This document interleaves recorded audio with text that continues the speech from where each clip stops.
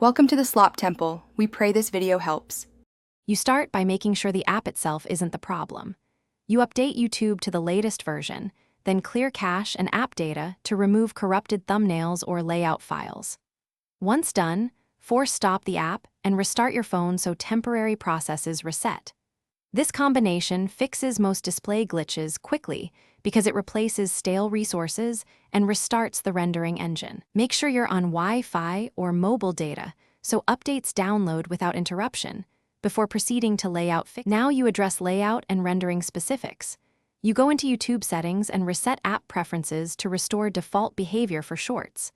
Then switch networks. Try mobile data if Wi-Fi is flaky to rule out streaming artifacts.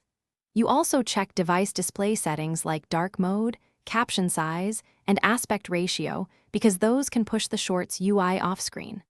Once you toggle a setting and back, relaunch Shorts to see if the feed and vertical video frame realign correctly.